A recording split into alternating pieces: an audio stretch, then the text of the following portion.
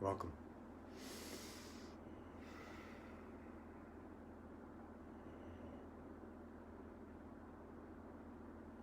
Take a moment to just appreciate being here together. Together, hundreds, sometimes thousands of miles, kilometers apart, and yet here we are.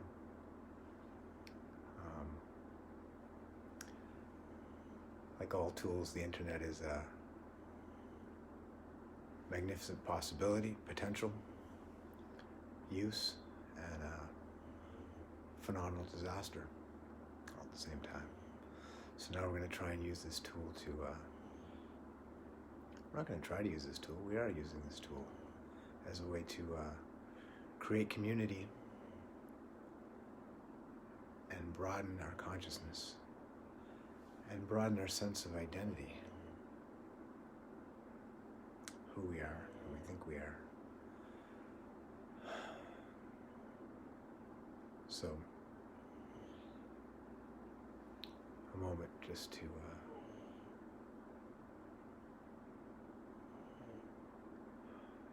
know that we're all together.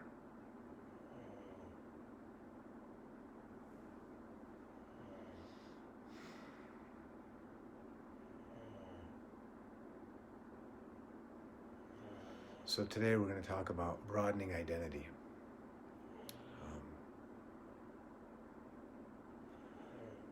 The scope of identification that we have regarding who we think we are defines basically our capacity for joy, our capacity for conscious creation, our capacity to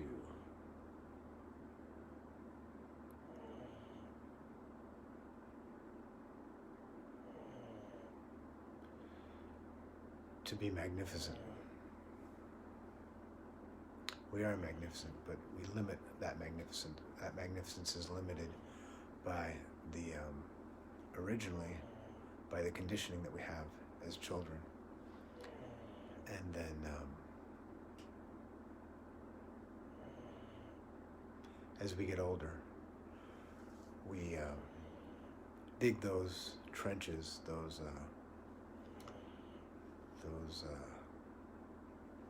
lines, the rails. We make them attach our wheels more firmly to the rails. We dig the trails deeper, so that what we're doing is we're making a deeper and more intense form of what we were originally conditioned to believe we are. And that identification is by definition narrow. It starts generally with gender. That's the first main identification. Good boy, good girl, good boy, good girl. Ah, you're such a cute little girl. You're such a cute little boy. And then there's so many other things that happen in the home, which is where it starts, and then in the school, but ethnicity, religion, all kinds of sports teams and likes and dislikes and colors and foods, and so we get this constellation of characteristics that we believe define who we are. And so my self-definition, it may be I'm a sanitation worker, I'm a male, I'm pink-skinned, we call ourselves white. We're called white. It's identified both internally and externally. I like this team, I don't like that team, I like this food, I don't like that food, I like this show, I don't like that show. And so all this constellation. Now every time there's an identification, if I identify myself as a male, then I'm not male, which means I'm not female or I'm not other identified. If I identify myself by my skin color, then everyone knows that my skin color is somehow other. So it could be that this otherness is simply a noticing of fact. In other words, often what we have is, not often what we have, as children, little children, a 2-year-old, a 3-year-old is starting to become verbal, see someone with a different skin color, they realize the skin color is different than this skin color. but there's no identification with that difference. There's no identification with the difference. In other words, it's just the difference between this finger and this finger. They're just different fingers. They're different fingers. They're different hands, different fingers. Now, if I start to think that I'm this finger and not this finger, then we've got an identification. And with the identification comes self and other. Other, other, other, other, other. Oh, sorry, that was me. Other, other, other, other. Everything's other because the identifications become this. So as we get older, these characteristics cease just being a noticing of fact. Yes, I am with this ear, and not a different kind of ear. But the identification with these characteristics is what limits us and binds us to a small, small perspective. There's two things to it. Well, there's many things to it, but there's two main points that I want to make. And the first point is that it binds us to a small identification. And a small identification means that there's a lot of fear involved with the small identification because there's so much other that's threatening to the small identification. There's also such a binding. I don't like broccoli, I do like peas. I don't like this, I do like that. When we like and don't like certain things, or when we identify ourselves as certain things and don't identify ourselves as other things, then we've created a very small world in which we live, and it's a threatened world. That's one thing.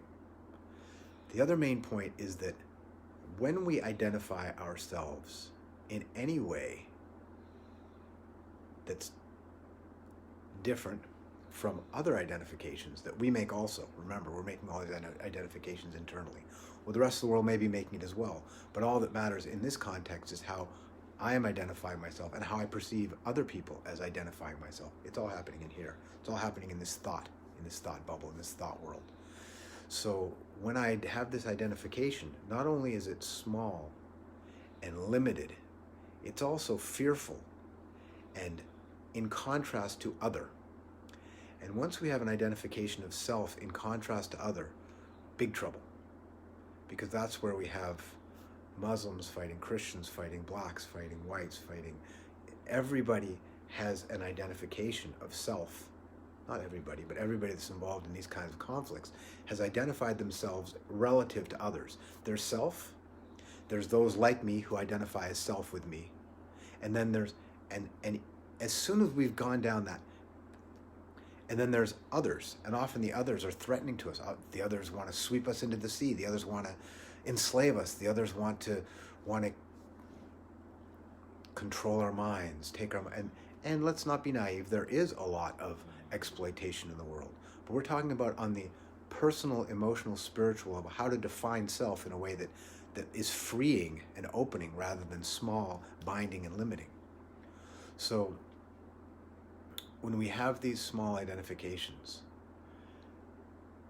it's a slippery road, because even within the oneself, there's divisions.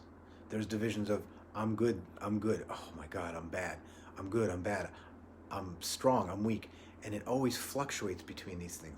Then there's my wife, my husband, my mate, my partner, and we're us, but she or he is not really quite as us as me, because it can flip into hatred in a second, or we're in conflict where it's not a conflict of just working things out because the identification is us, the identification is me, is us, but before that is me. And even within that me is the fragmentation I just discussed, I just mentioned, touched on. So then there's a fragmentation between me and the closest people to me. Family, my family. Still fragmentation within that family. Even the best of families, there's a lot of fragmentation. Then there's my church group, or my synagogue, or my mosque, or my temple, or whatever it is, my group. And we're us, and we're us relative to other people who are them, other. There's us and there's other. But even within that little group, there's all the fragmentation, the infighting, the alliances, the shifting alliances. Okay, so once we've started, and this is the road that we are conditioned to be on, which is to identify ourselves extremely small, and even the personal identification is fragmented. Within that then after that fragment identification is the us of the family, the friends, the groups, the TV, the sports, the whatever the identifications are, and even in those things there's fragmentation. Nation, religion, creed, ethnicity, and then there's other. So it's just levels of fragmentation. Now, it's a lousy way to live because it's painful. Like, what are we doing here? Why are we even bothering talking about this? Well, we're talking about this because we're interested in living richer lives. A richer life is a life that has more joy, more peace, more stability, less internal conflict, less conflict with others. That's moving toward, well, that includes the unbridled joy, energy, and creativity of little children, right? Because what happened to all that? Where did that go? I mean, where is it?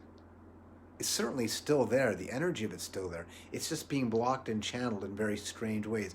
And the strange ways that it's being channeled and blocked, there's many, many ways to look at these channels and blocking, these channelings and blockings. The framework we're using to talk about the channeling and blocking now is identification, a small identification. So let's just say, I, meaning you, the I that's listening, the I that's here, because now we're talking about different I's for now. The I that's here, let's say that this I could identify as an entire being without any conflict. Sure, things change.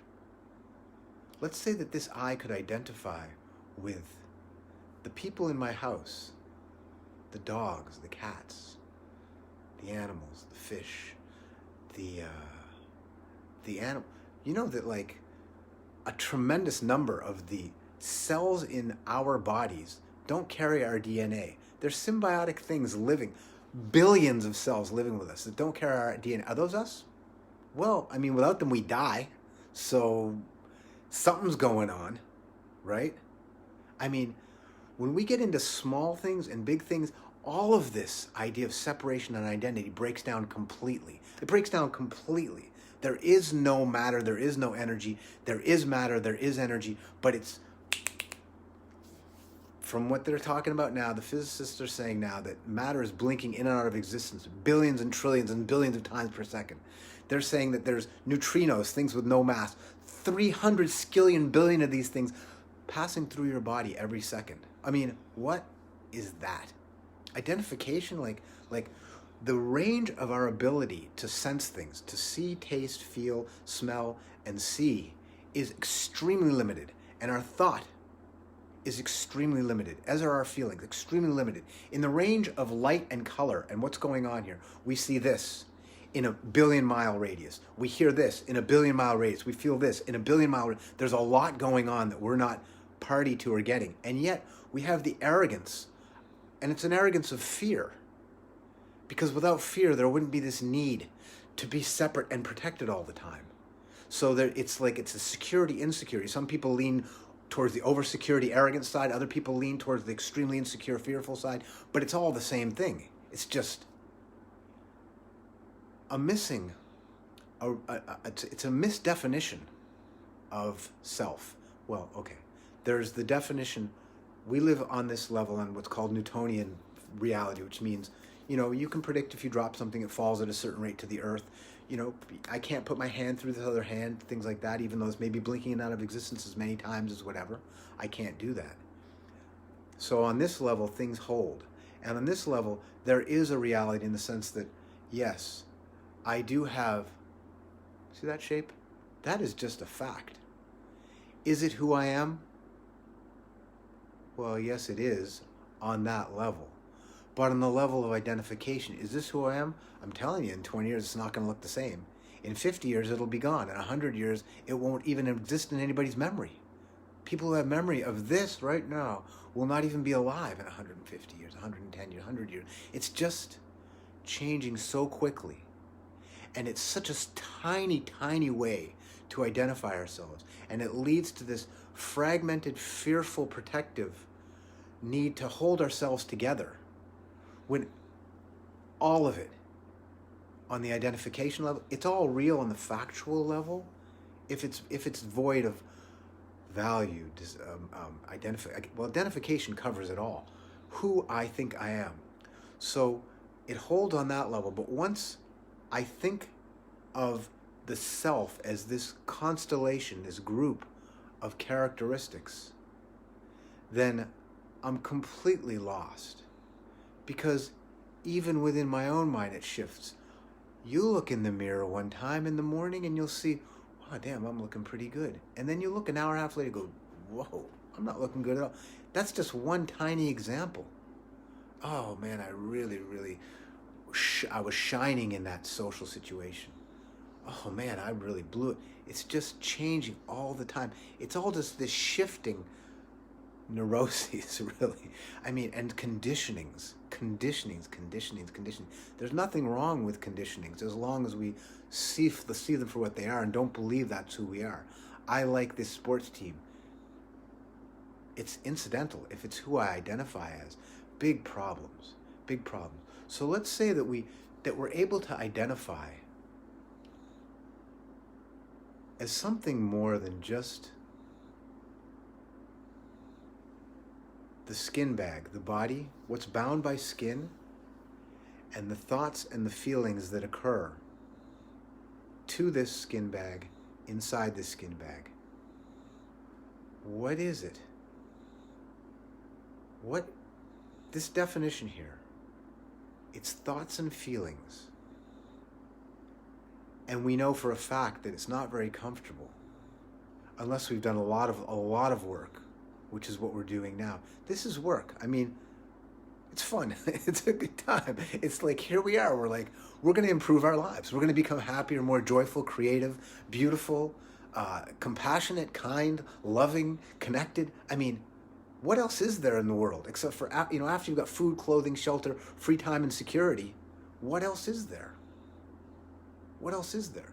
And we're sitting here.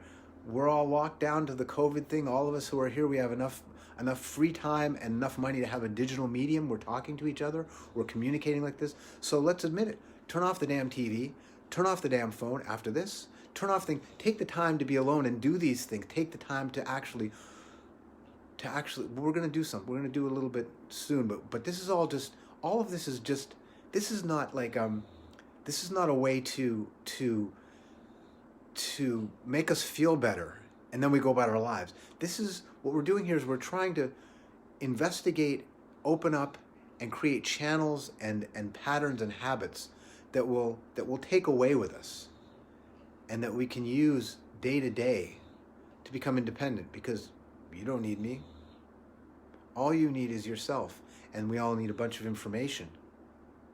We need each other on unbelievable levels, but as far as working these things out, on most levels, it has to be done by ourselves, in quiet, in silence, because there's a lot of undoing. This small identity I was talking about, it's very deep.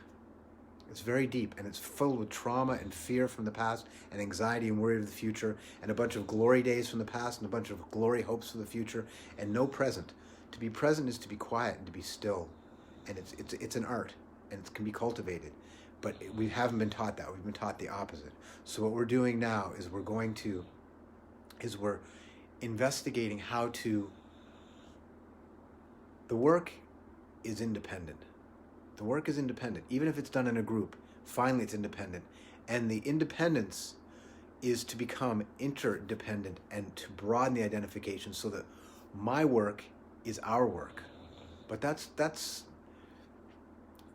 happens automatically. It happens automatically. Once the layers of conditioning and false identification, this small self, as those things are stripped away, as the glory and the joy and the beauty and the peace and the compassion, the kindness become revealed, automatically the identification will become larger. Now we're working on this we're going to work on expanding identification as a way to personal emancipation, which brings us back. It's all just one thing. I hope I'm not being completely confusing.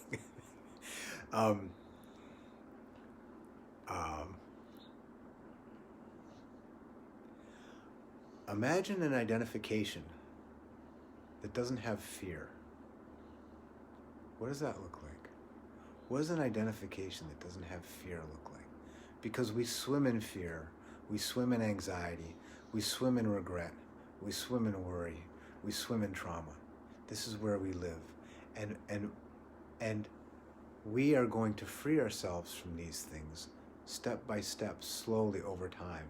We're going to work on these things in stillness by ourselves, together here, certain books, Anybody that's looking for money, you have to be careful. Anybody that's trying to keep you locked in, be careful. The goal is independence, which will create a greater sense of self, where independence is now us. I am is no longer I am. I am is, you can't see my arms, but I'm hugging you. And now I'm hugging the tree behind me. There's a 200-year-old, 300-year-old oak tree behind here. There's the dog. There's every human being in the city, every human being in the country, every human being in the continent, every human being in all the continents, every human being that's ever lived, that ever will live. Then there's all the animals, the sea and the air, living on plants, living in the land, all the insects, all the beautiful, beautiful viruses, fantastic bacteria that are keeping us alive.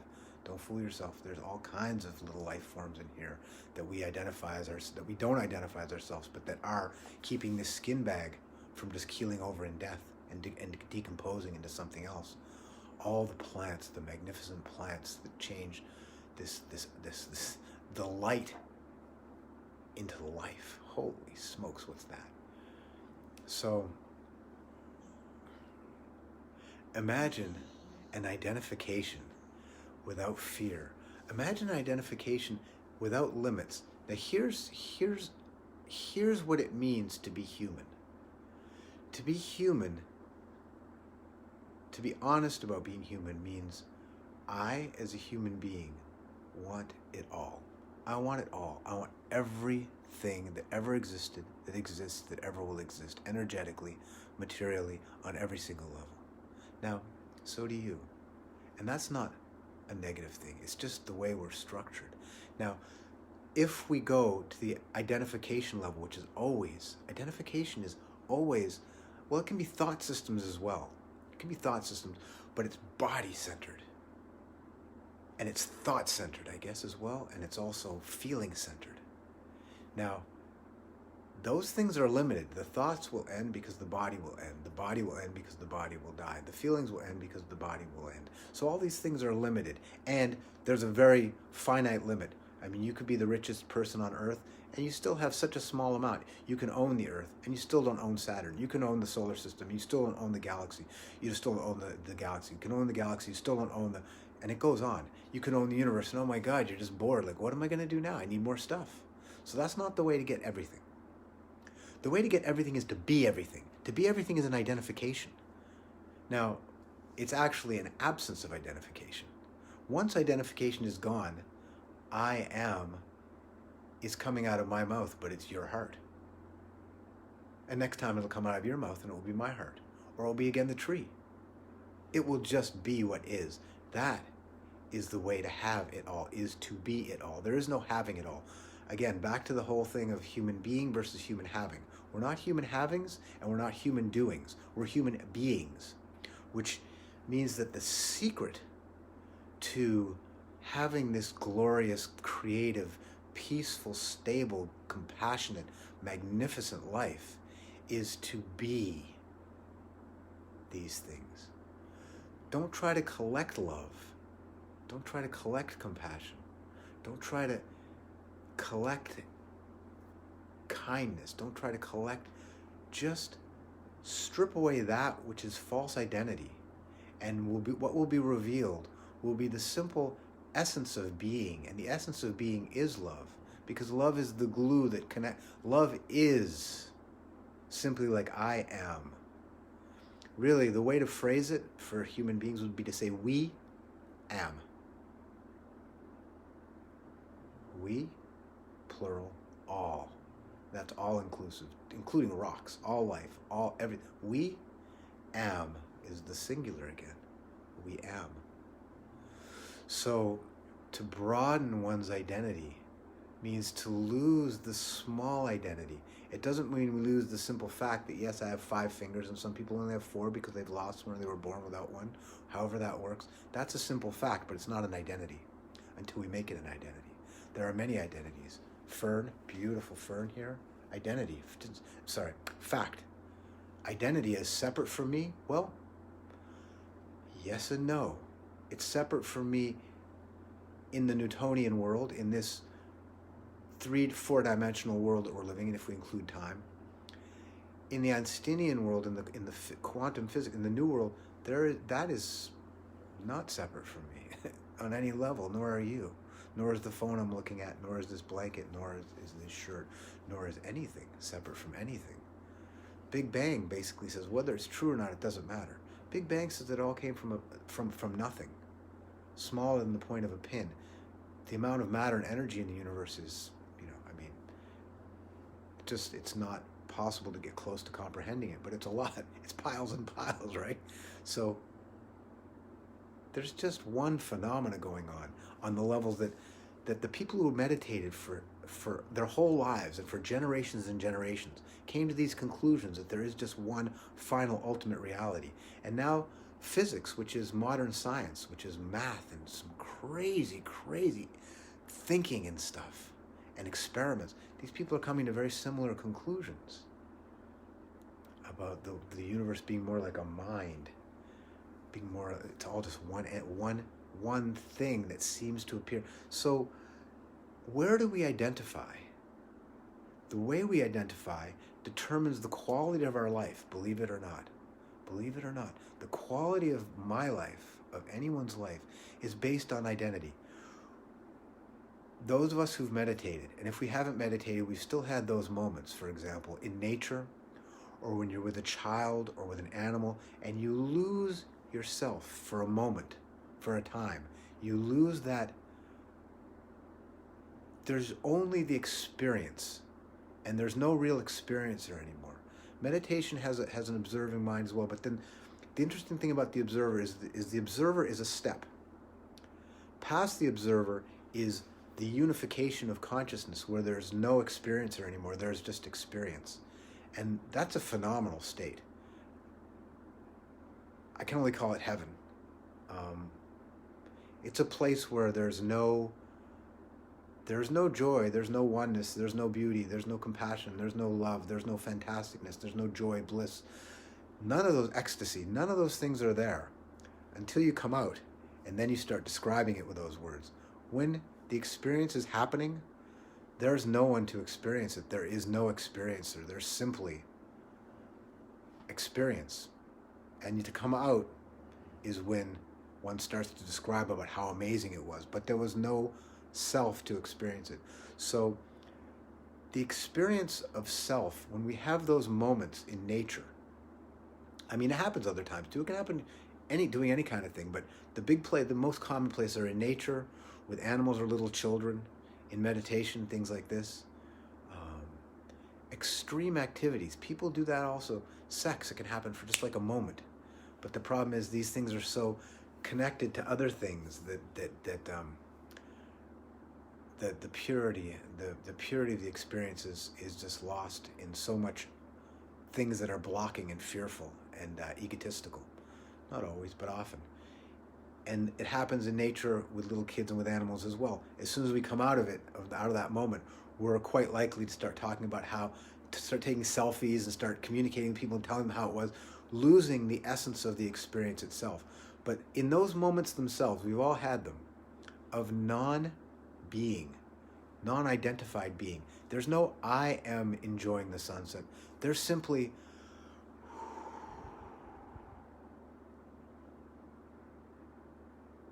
there's that moment. And you can just see the sun just going down over that hill. And you can see that bird holding its space in the current. And you're not there anymore, but the experience, it's blissful. And generally, we're not conscious of those moments. In other words, when we come out, we're not conscious that it happened. When it happens, we're not conscious. There's levels. To be conscious of it when it's happening is a wonderful thing.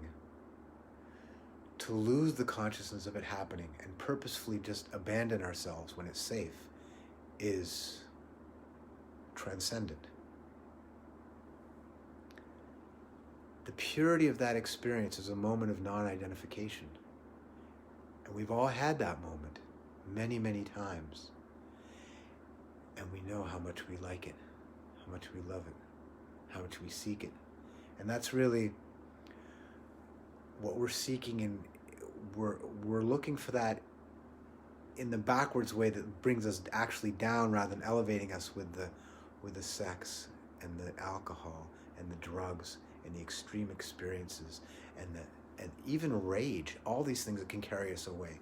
These things can really, really take us into moments of non-identification, but they're so ego connected. It's so much about me. When we go into it, when we come out of these moments, it's all just so centered on and that's the same thing with watching that sunset in the ego. We can lose that also. Oh, I love nature. Oh, wow. Let's take a selfie. Oh, it's so beautiful. Oh, it was the most amazing sunset. Post the picture. And not that there's anything wrong with these things, with sharing, posting pictures.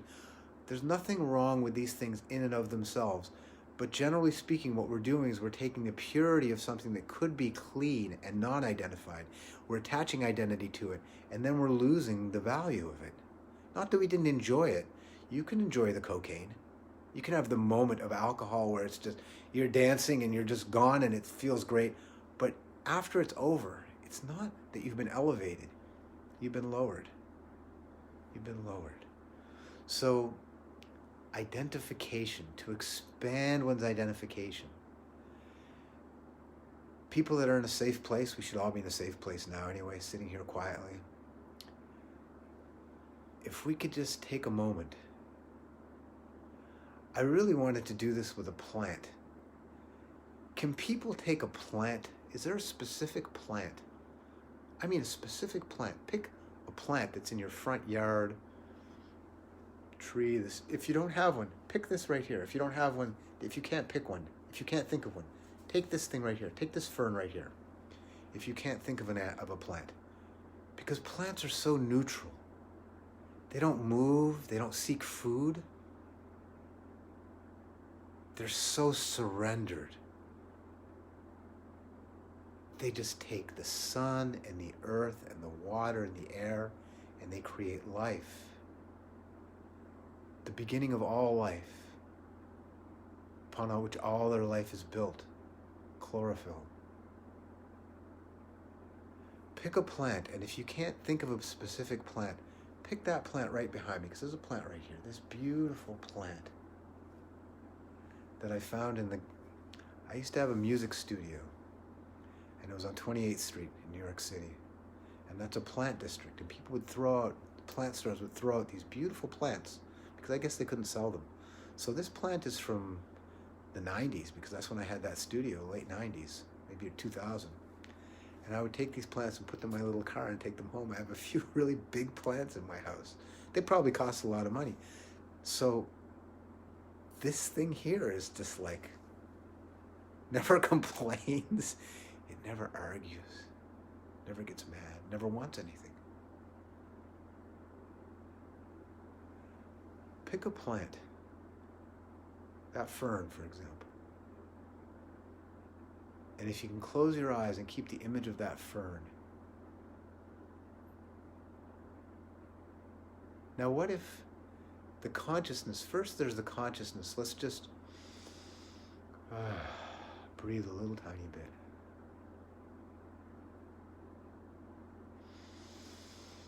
Two, long out. One more. Really relax in the out breath, long out breath. Relaxation, perfect relaxation. Now, there's a feeling on the inside of your body, bound by the skin, bound by the skin, bound by the skin. There's a feeling. It's life in the inside of your body. And the life is in the inside of your body, and that for now is self. I am this energy in the inside of this skin, and the skin energy. No fear, no worry, no yesterday, no tomorrow. Any thoughts that come, just very gently, just take them and put them on the floor in front of you and say, hey thought, you're welcome, but just now's not your time. Now's time for something else. You're going to come back later.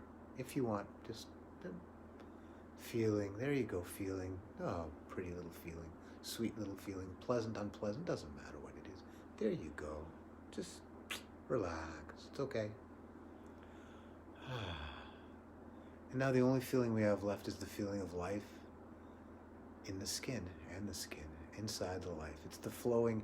It might move, it might just be warm, it might just be a consciousness and awareness. It doesn't matter. Now,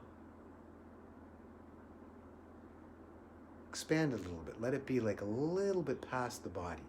Let it, like, you know, what they call the aura. Say there's an egg around you, big egg around you. Egg, and here's all the energy in there, and that's me now. Yeah. And the boundaries of the body can disappear a little bit, if they need to, into this larger identification, this larger self. Now, you see that plant? How about putting this plant, let's expand the energy a little bit bigger and expand it so that this plant, this fern, or whatever plant you've chosen, is in this identified energy space. How does it feel to be a fern? How does it feel to be a John, Mary, Alice, Joan, Bill, whoever this thing that we've just expanded, and now it's John, Alice, Joan, Bill, fern, or other plant. Wow. Can you feel how, like, kind of peaceful and beautiful it is to have identity with fern or with plant? It's a really kind of oh man, that's just such a nice, peaceful, gentle, non-struggling self. How about if we expand that self now and we include the whole house or apartment that we're in right now? Let's expand. Let's just let it keep expanding. This is the self.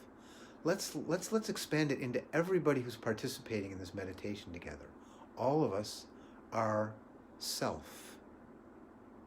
I feel you, you feel me. There's no you, there's no me. There's we. We am self. Now, anybody or anything that occurs, let's just let this expand until just let it expand. Spatially, temporally, until it's all times, past, present, future. And it includes, there's the dog crying or having a dream. That dog is self. Rosie. Rosie is self. Beautiful. What a lovely part of self. And let's take all the judgment out.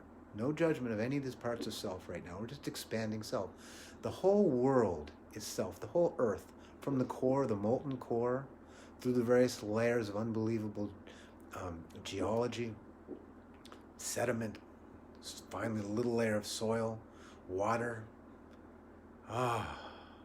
life, this layer of life, atmosphere. We don't need to get any bigger than that now. Let's just keep it in the atmosphere of the world. Although, if you want to continue expanding your identification into all areas of space, meaning the universe, that's fine. Just let it expand as far as it needs to. In fact, let it do that. I feel that that's what's happening, so that's good. There's nothing to fight against. Once we have that identification,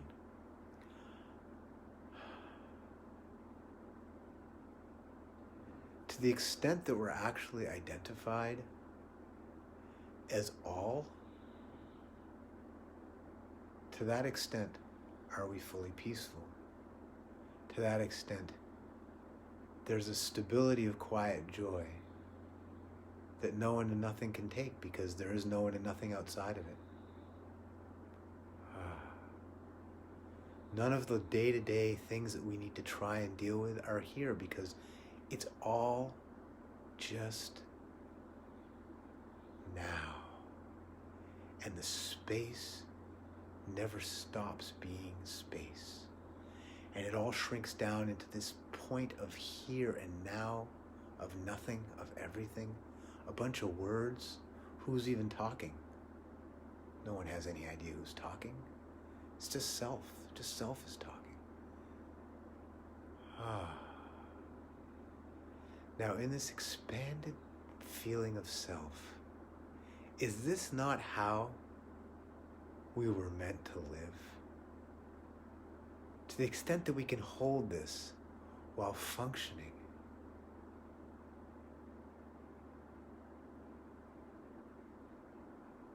okay. I would love to just stay there. What we need to do now is we need to just bring it back, the exact reverse order that we did before, from the space, shrink this sense of self down, back to just, back to this galaxy, to the solar system, to the small geographical area, to the house, to the apartment. Okay, for no longer, for a little bit, we're going to come back to that, but just let's get back slowly but steadily to this, to the egg around us, and then to the skin and what's inside the skin, embodied. Because let's just get back to the body and we'll discuss why. Back to the body. Let's be in the individual body now. Let's identify. Let's not use the word identify. Let's simply be clearly, fully in the individual body, the skin bag that contains the thoughts and feelings that have our name on it. Okay. Hold that. If you need to feel the bottom of where you're sitting, or your feet to the earth, that will help. Because, okay, I'm gonna open my eyes now. What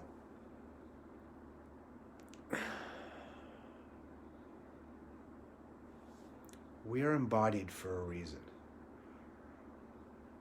I'm not going to leave this body, and you're not going to leave this body until and unless it's time to do so. That's way beyond what we're doing here.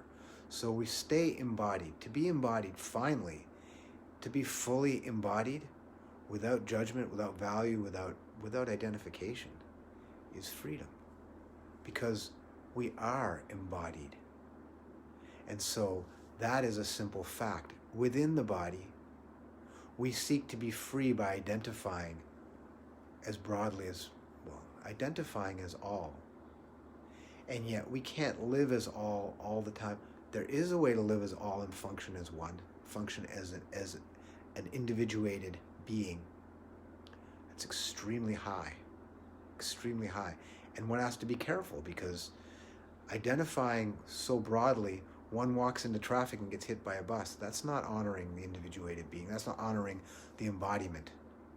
Be careful with this individuated being. This is a trust that part of the all has given to another part of the all to perform its mission. We're here for a mission. We're here for a reason. We're here to learn something. We're here to join. We're here to create community. We're here to be glorious. We're embodied for a reason. So what we've done is we've done a small exercise in experiencing all as identification. And to the extent we were successful, we loved it, because it's a beautiful feeling. And it's something to cultivate in safe times and safe spaces, and to bring back into the individuated experience, because it will manifest in the individuated experience, and it will reveal in the individuated experience as love, compassion, kindness, creativity, beauty, strength, stability, peacefulness, and kindness. All these properties. And we'll start to actually identify, although we live individuated and are individuated, we will more and more identify now, this is on the individuated level, to identify all individuated beings as self is an unbelievably high vibration. It will nourish the self, the individuated self, and it will nourish all beings.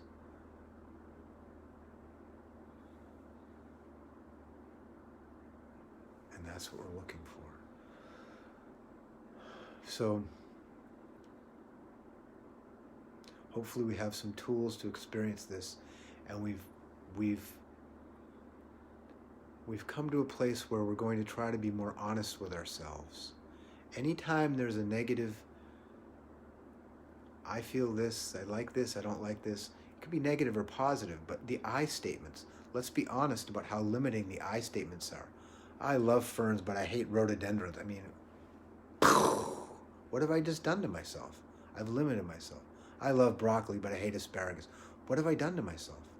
I'm pink, I'm not brown skinned. What have I done to myself? I'm male, I'm not female. What have I done to myself? I've just limited my whole capacity to experience life. These can be factual things. It's possible that broccoli is more pleasant to me, but identifying myself as a broccoli lover and an asparagus hater, that's just pure dysfunction, because it leads to my unhappiness. I can't always have broccoli. I'm also, the non-broccoli people are the other. It's just a whole big pile of mess. It's a whole big pile of identifications. To be honest about these things and let them strip away. And the way we strip them away, the last talk that happened here was about working with dysfunction. You can check it out. It's on the True Diamond Heart page. I think it's called, I forget what it's called. Processing pain. Anyway, there's a formula. There's different ways of doing it, but a formula is outlined for how to strip away the things that are deeper and deeper. And of course, if we need professional help, we get it. But just basic processing of trauma, fear, things that aren't too much for us to handle on our own, daily things, anxiety, things in the past, things in the future.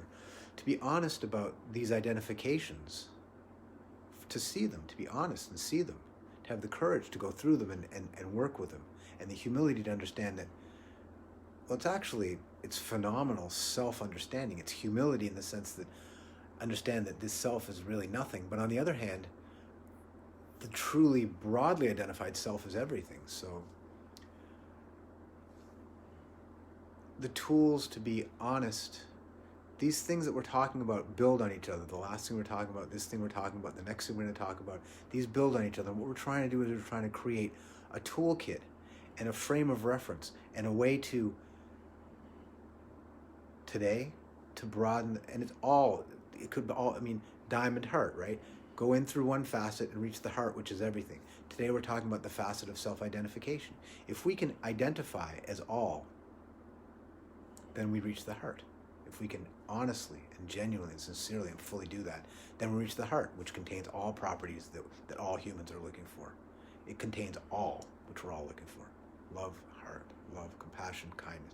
The list that I don't need to go through again. So, if people are having any kinds of trouble, any kinds of misunderstandings or difficult to understand, or I'm not being clear, please, there's a True Diamond Heart group. Join the group if you're not a member. And you can also comment on this video if you want. But there's a True Diamond Heart group.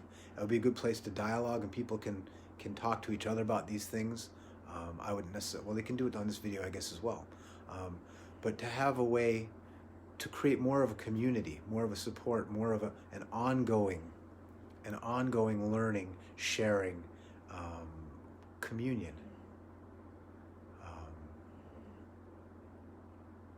Please speak, write, sing, share.